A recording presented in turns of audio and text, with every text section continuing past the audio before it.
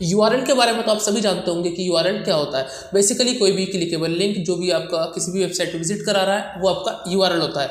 लेकिन आज हम बात करने वाले हैं यूआरएल ऑप्टिमाइजेशन के बारे में। अब आप सोच रहे होंगे कि यूआरएल ऑप्टिमाइजेशन क्या है। तो दोस्तों यूआरएल ऑप्टिमाइजेशन की बहुत ज़्यादा इंपॉर्टेंस होती है किसी भी ब्लॉग को रैंक कराने के लिए। तो आज दोस्तों इसी के बारे में ब्रीफली डिस्कस करने वाले हैं। मैं हूं आपका दोस्त Tanish and welcome back to YouTube channel Marketing Edge. तो चलिए दोस्तों बिना किसी देरी की वीडियो में आगे बढ़ते हैं। दोस्तों यूआरएल हमारी वेबसाइट का एक एड्रेस होता है जिसमें हमारा डोमेन नेम प्लस कोई भी हम पोस्ट पब्लिश कर रहे हैं तो उसके कीवर्ड्स वगैरह मेंशन होते हैं। तो दोस्तों यूआरएल ऑप्टिमाइजेशन में हम बेसिकली देखते हैं कि किस तरीके से यूआरएल में कीवर्ड्स वगैरह ऐड किए जाएं, कैसे उसका स्ट्रक्चर बनाए, कैसे उसको यूजर फ्रेंडली बनाए। तो दोस्तों ये सारी चीज़ें हम यूआरएल ऑप्टिमाइजेशन में देखते हैं। तो सबसे पहले बात करते हैं इसमें importance of keywords in URL. URL में कीवर्ड्स की क्या इंपॉर्टेंस है। दोस्तों सपोज कीजिए आप एक ब्लॉग लिख रहे हैं व्हाट इज डिजिटल मार्केटिंग। आपने एक ब्लॉग लिखा जिसमें आप डिजिटल मार्केटिंग के बारे में पूरा ओवरव्यू कॉन्सेप्ट दे रहे हैं। देन दोस्तों यहाँ पर आपकी बात आती है, जब आपने पूरा ब्लॉग लिख लिया अब आप स्टार्टिंग में क्या करते हैं, आपको एक यूआरएल बनाना होता है। जब आप यूआरएल बनाते हैं तो आपको देखना होता है कि जो आप यूआरएल बना रहे हैं उसके अंदर आपका व्हाट इज डिजिटल मार्केटिंग ये कीवर्ड कवर होना चाहिए, या फिर आपका खाली जो भी फोकस कीवर्ड है, जो भी आपका मेन चीज जिस भी कीवर्ड को आप फोकस कर रहे हैं, फॉर एग्जाम्पल आप महात्मा गांधी को कर रहे हैं, चाहे नरेंद्र मोदी को कर रहे हैं, डिजिटल मार्केटिंग को कर रहे हैं, किसी भी चीज को आप फोकस कर रहे हैं तो वो कीवर्ड आप ध्यान में रखिए कि आपके यूआरएल के अंदर आना चाहिए। फॉर एग्जाम्पल हम स्क्रीन की तरफ चलते हैं। यहाँ पे आप देख सकते हैं हम again life of Swami Vivekananda एक ब्लॉग पर आ चुके हैं। यहाँ पे आपको दिख रहा होगा, यहाँ से हमने इसका एसईओ कर रखा है, 68% स्कोर है।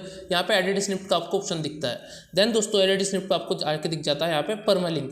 अब दोस्तों यहाँ पे आप परमालिंक नोट करिए। हमारा परमालिंक जो है यानी कि यूआरएल, यहाँ पे आपको दिख रहा होगा कि लाइफ ऑफ स्वामी विवेकानंद का जा यहाँ पे आ रहा है कुछ। तो दोस्तों बेसिकली ये जो आगे का दिख रहा है ये जो यूआरएल परमालिंक आपको दिख रहा है ये हमारे डोमेन के बाद, मतलब पहले जो है आपका मेन डोमेन आएगा। फॉर एग्जांपल इस तरीके से शो होगा, जैसे यहाँ पे आपका मेन डोमेन आ रहा है, देन उसके बाद ये जो हमने लिखा है ये परमालिंक इसके आगे स्टार्ट होगा। कोई भी आप ब्लॉग लिख रहे हैं तो दोस्तों उसका जो भी यूआरएल बनेगा वो आफ्टर आपके डोमेन के बाद इंक्लूड होगा। जैसे हमारा यूआरएल आप देख सकते हैं किस तरीके का हो रहा है, हिंदी लाइफ ऑफ विवेकानंदा स्वामी विवेकानंद का जा। तो यहाँ पे आप देख सकते हैं कि जो यूआरएल ऑप्टिमाइजेशन है वो एकदम घटिया हुई है, कुछ भी बेकार यूआरएल यहाँ पे बना हुआ है। पहली चीज़ यहाँ पे हमने हिंदी इंग्लिश दोनों लैंग्वेज का यूज़ कर लिया। यहाँ पे हम एक ही लैंग्वेज का यूज़ कर सकते थे, हमारा यूआरएल इजी बन जाता। सेकंड चीज़ इसमें लास्ट में का के बाद जा क्लियर नहीं हो रहा, जा कहाँ रहा है जा का पता ही नहीं चल रहा कहाँ जा रहा है। तो दोस्तों ये भी हमारी रॉन्ग है। प्लस इसमें आप देख सकते हैं यहाँ पे यूआरएल की जो लेंथ होती है वो 75 कैरेक्टर्स होती है। अंडर 75 कैरेक्टर्स आपका यूआरएल कंप्लीट होना चाहिए।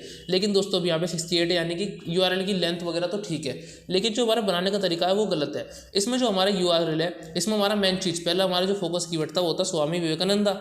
अब लाइफ ऑफ स्वामी विवेकानंदा भी हमने ले लिया, लेकिन हमारा मेन कीवर्ड था स्वामी विवेकानंदा, वो भी हमारा आ चुका है। तो दोस्तों ये आगे का जो एक्स्ट्रा जो आ रहा है हिंदी में इसको हम रिमूव कर देंगे तो ये भी हमारा यूआरएल थोड़ा सही लगेगा। लाइफ ऑफ स्वामी विवेकानंदा हमारा मेन यूआरएल था स्वामी विवेकानंदा, सो वो हमारा कवर होना चाहिए। तो दोस्तों हमारा जो कीवर्ड है इसमें कवर हो चुका है, कीवर्ड हमारा आ चुका है। प्लस यहाँ पे हमें एक चीज़ और मेंटेन करनी होती है, वो होती है यूआरएल लेंथ। यूआरएल लेंथ अगर आप मेंटेन नहीं करते तो आपका यूआरएल जो है वो ज़्यादा लेंथी हो जाता है, जिसकी वजह से यूज़र फ्रेंडली नहीं होता। एक यूज़र फ्रेंडली यूआरएल हमेशा एक शॉर्ट होता है। आप जितना ज़्यादा शॉर्ट अपने यूआरएल को ट्राई करेंगे हो उतना ज़्यादा बेटर रहेगा। तो अब आप देख सकते हैं यहाँ पे ये शॉर्ट यूआरएल बन चुका है। फॉर एग्जाम्पल यहाँ पे आप देख सकते हैं अभी ये कितना लेंथी यूआरएल हो रहा था। अब इसमें से हम स्वामी विवेकानंद जाकर हटा देते हैं तो अब देख सकते हैं कि ये यूआरएल थोड़ा शॉर्ट हो चुका है। इसको मैं नोटपैड में आपको दिखा देता हूँ। जो हिंदी वाले यूआरएल होते हैं वो यूआरएल कुछ इस तरीके से बन जाते हैं। आप में से बहुत से लोग ये मिस्टेक करते हैं कि जब वो हिंदी ब्लॉग लिखते हैं तो वो यूआरएल भी हिंदी में डाल देते हैं। तो दोस्तों हिंदी में यूआरएल डालने में वैसे कोई दिक्कत नहीं है, बट जब आप उसको कहीं भी शेयर करते हैं तो शेयर होते टाइम यहाँ पर यूआरएल इस तरीके से हो जाता है।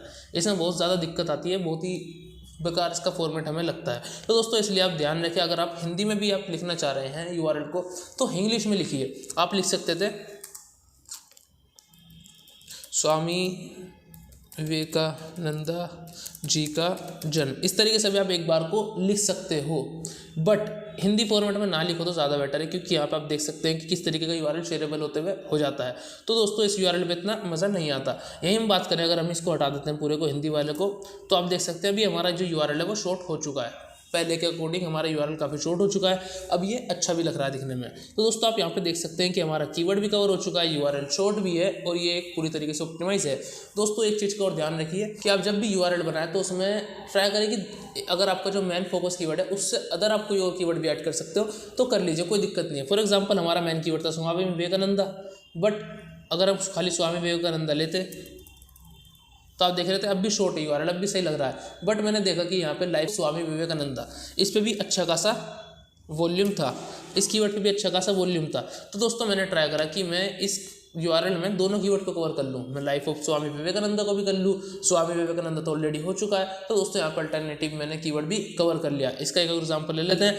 जैसे आप सर्च करते हो व्हाट इज डिजिटल मार्केटिंग, आप खाली डिजिटल मार्केटिंग के बारे में चलो कुछ लिख रहे हो, आप खाली ये नहीं लिखोगे कि यूआरएल में आपका डिजिटल मार्केटिंग आ रहा है। आप अपने डिजिटल मार्केटिंग में लिख सकते हो पूरा व्हाट इज डिजिटल मार्केटिंग, या फिर टाइप्स ऑफ डिजिटल मार्केटिंग। इस तरीके का आप जो भी ब्लॉग बनाना चाहो उस तरीके से आप ब्लॉग भी बना सकते हैं और अपने यूआरएल को फुल्ली ऑप्टिमाइज कर सकते हैं।